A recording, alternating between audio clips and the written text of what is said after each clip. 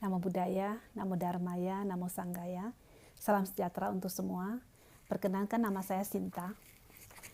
Pada kesempatan ini saya akan berbagi mengenai 6 penyempurnaan atau Sat Paramita.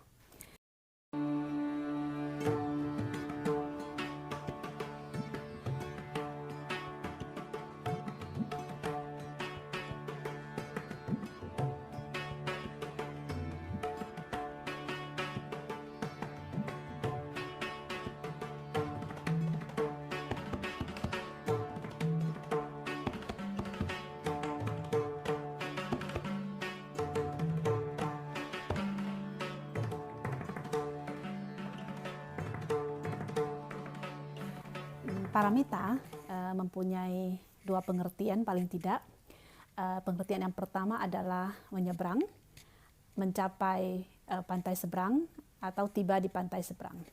Dalam pengertian ini artinya kita bertolak dari pantai sini, yaitu pantai samsara, menuju pantai seberang, yaitu pantai pembebasan atau pantai penggugahan sempurna.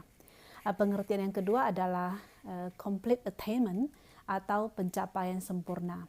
Ini merujuk pada praktek-praktek atau kualitas-kualitas yang dijalankan, dipraktekkan dan disempurnakan oleh Bodhisattva dalam rangka mencapai penggugahan sempurna.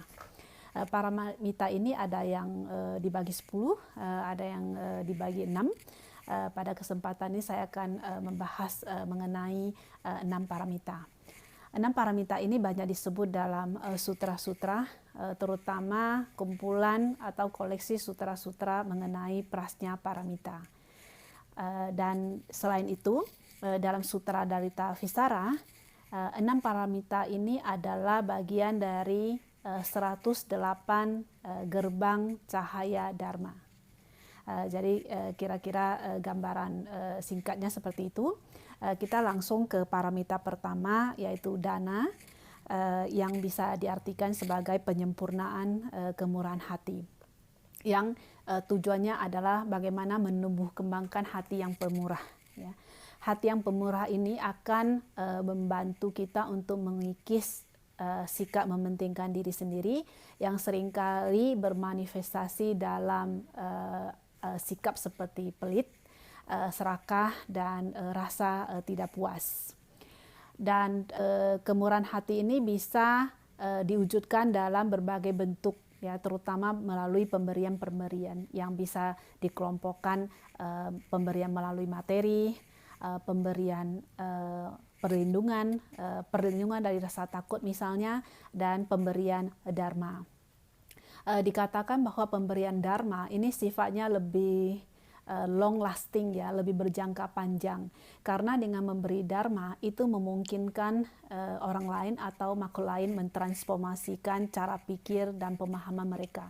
Nah, makanya dalam Jataka maupun Awadana, Bodhisattva selain memberikan materi maupun kadang mengorbankan nyawanya sendiri, hampir selalu disertai dengan pemberian dharma. Tidak semua pemberian itu berkualifikasi atau memenuhi kualifikasi sebagai praktek kemurahan hati, atau dengan kata lain, tidak semua pemberian itu dilakukan karena kemurahan hati. Dalam sutra-sutra ditekankan bahwa pemberian hendaknya dilakukan bukan dengan maksud ingin mendapatkan reputasi, ingin dipuji, ingin mengharapkan imbalan, ya, dan tidak dilakukan karena kesombongan, misalnya karena merasa lebih baik, ya, dan tidak dilakukan dengan sikap meremehkan. Jadi di sini kita melihat bahwa bukan tindakan eksternalnya, tetapi yang lebih penting adalah motivasi di balik itu. Dalam banyak sutra maupun teks-teks, dana itu sering sekali disebut, ya, karena bermurah hati ini adalah penawar ataupun antidot terhadap rasa tidak cukup atau rasa kurang, thirstna, ya, bahasa palinya tanha. Dalam bahasa Inggris nanti menjadi kata thirst yang artinya haus, thirsty, ya. Jadi tresna ini mempunyai konotasi merasa kurang atau merasa tidak cukup. Dan ini tampaknya lebih mendasar ya daripada kata kama, kama dengan huruf M1 yang artinya desire. Jadi desire ini barangkali adalah salah satu perwujudan dari rasa tidak cukup sama rasa kurang tadi ya, yang lebih mendasar tadi. Dan rasa tidak cukup ini tidak saja bermanifestasi berupa kurang terhadap materi ya, tetapi juga sikap mental ya. Mungkin kita pernah merasakan bahwa kok semuanya rasanya nggak pas, semuanya rasanya nggak cukup. Jadi itu juga bisa jadi manifestasi dari rasa tanha ini ya, dari tresna ini.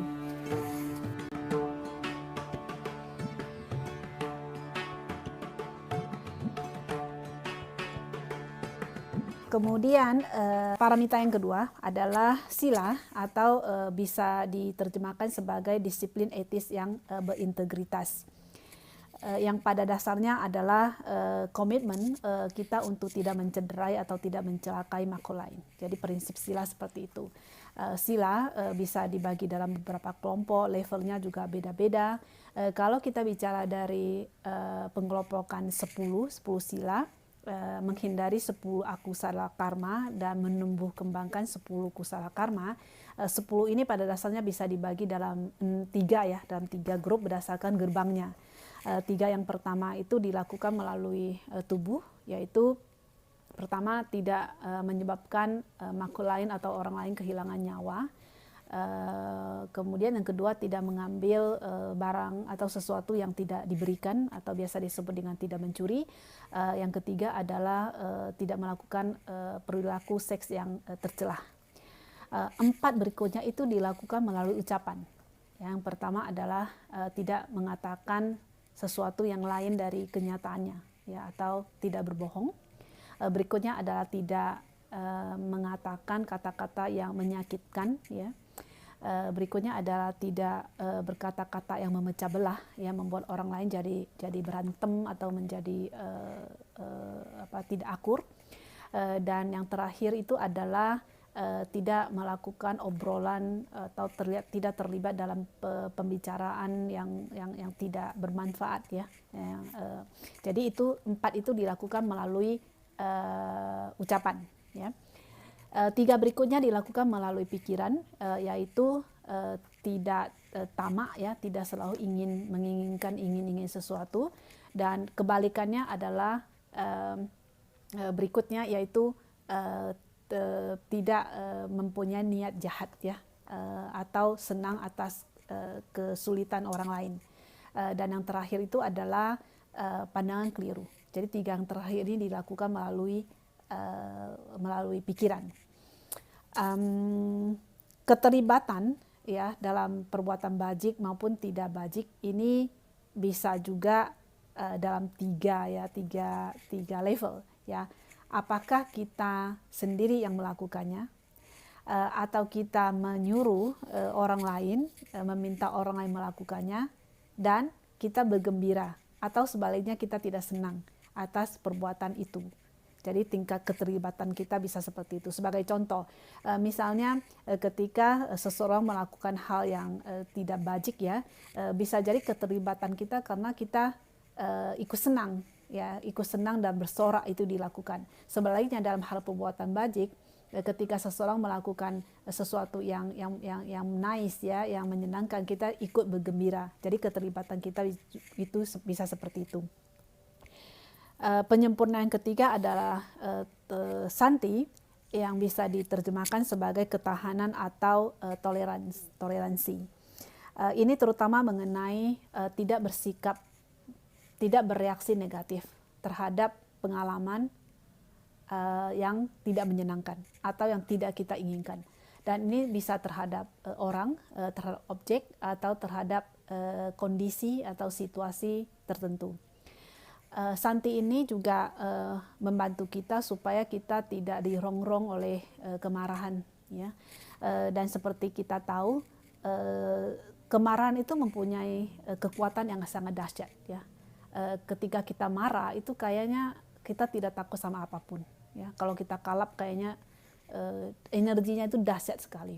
Jadi santi kita itu membantu supaya kita tidak rirongrong oleh kebencian, tidak memendam permusuhan, kedengkian, dan sebagainya. Praktis santi ini juga berlayar ya, bertahap dan berlapis-lapis. Jadi selain toleran terhadap pengalaman yang tidak menyenangkan ataupun yang tidak mengenakan itu, level berikutnya adalah toleran terhadap the nature of phenomena, ya istilahnya. Dan ini artinya adalah toleransi terhadap sesuatu yang tidak bisa dicengkram atau yang tidak bisa digrasp. Ya. Kita mungkin seringkali berharap ada sesuatu yang bisa kita sandar, ya, bisa kita genggam, bisa kita tangkap, ya. Kalau kita nggak mendapatkan itu rasanya kita nggak mantap, ya. Jadi ada kecenderungan untuk fix pada sesuatu, ya, untuk bertahan, untuk bersandar pada sesuatu yang fix. Jadi santi ini juga termasuk santi atau toleran terhadap sesuatu yang tidak fix itu.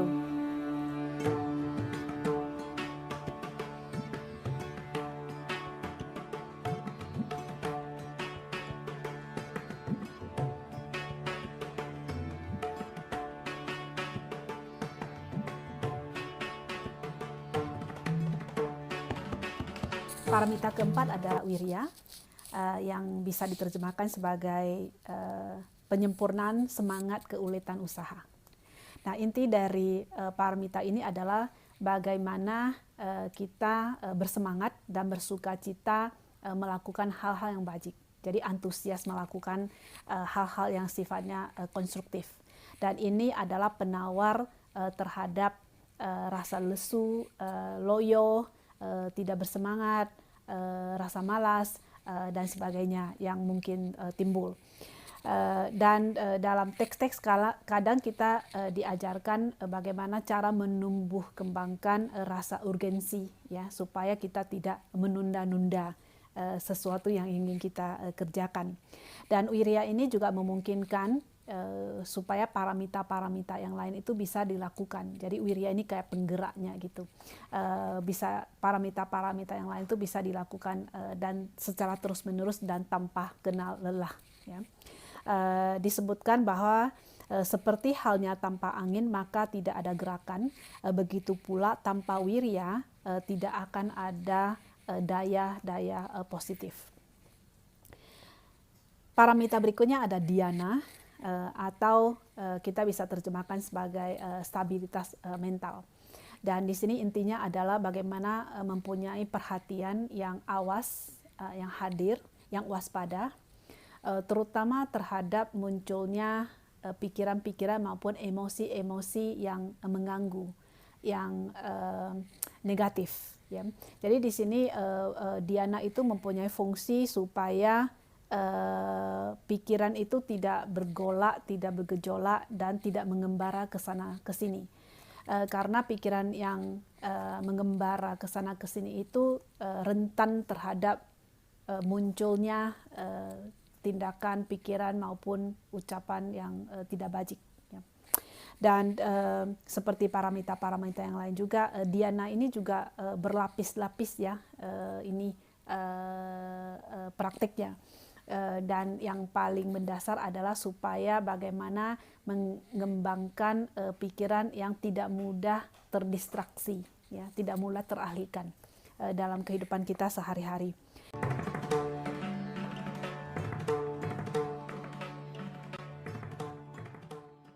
Paramita berikutnya yang keenam itu adalah prajna, penyempurnaan kewaskitaan atau ketajaman pandangan.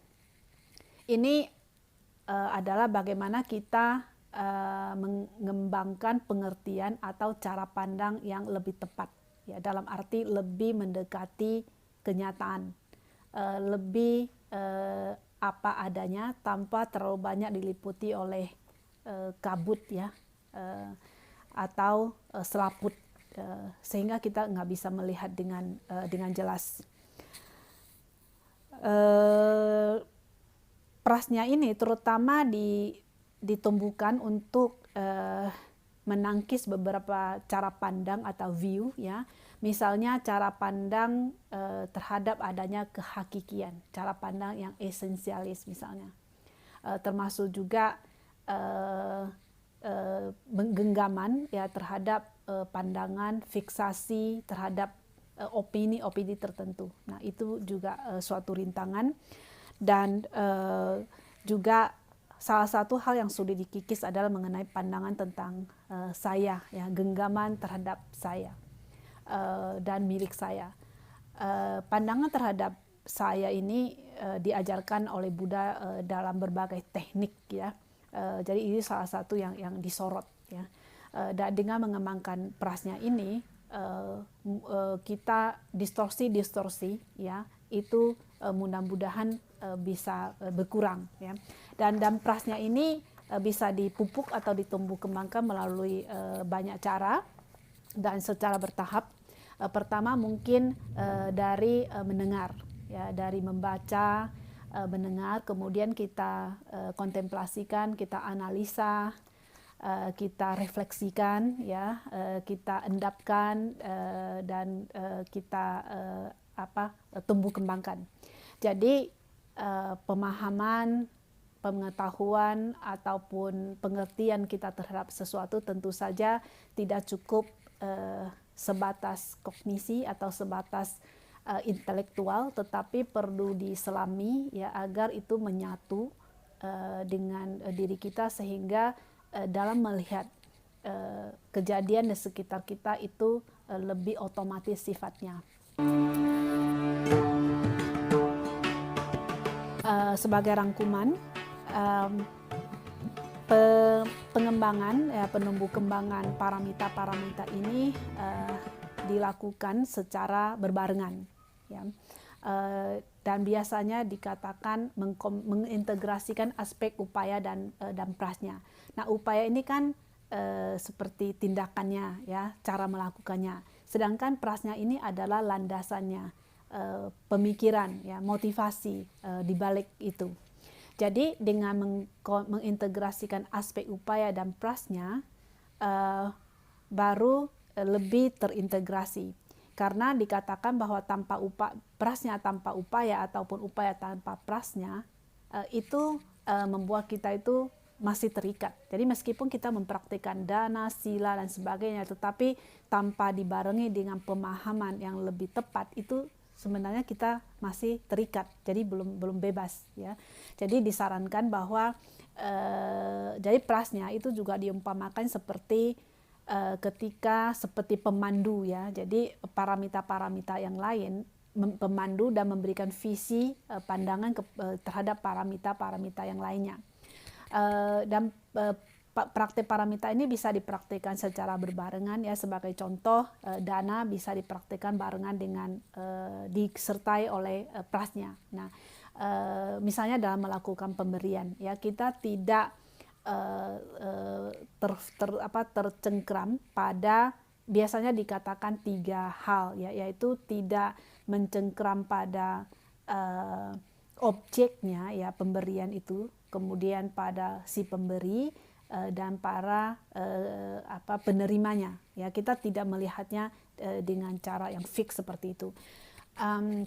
Di sini mungkin saya coba kasih contoh, ya. Tentu saja contoh ini sangat-sangat sederhana, ya, tapi mudah-mudahan bisa memberikan kita suatu gambaran. Misalnya kita ingin melakukan pemberian, teman kita ulang tahun, dan sebulan sebelumnya mungkin kita sudah mulai memikirkan, ya, kira-kira hadiah apa yang cocok gitu. Nah, seminggu sebelumnya kita sudah mulai mencari-cari hadiah, ya. Kita senang, kita mulai melihat, ya, hadiah-hadiah yang kiranya apa. Kemudian kita juga mengajak teman-teman kita untuk ikut menulis tentang kata-kata greeting, ya, ikut mengucapkan selamat dan sebagainya, ya. Kemudian pada hari H kita memberikan hadiah ke teman kita yang ulang tahun itu. Kalau kita lihat secara lebih dekat, ya, sebenarnya yang mana yang disebut pemberian? Apakah pada saat hadiahnya berpindah tangan itu disebut pemberian, atau proses-proses sebelumnya, ya, termasuk mencari kartu, termasuk menulis, mencari kartu dan sebagainya, itu juga.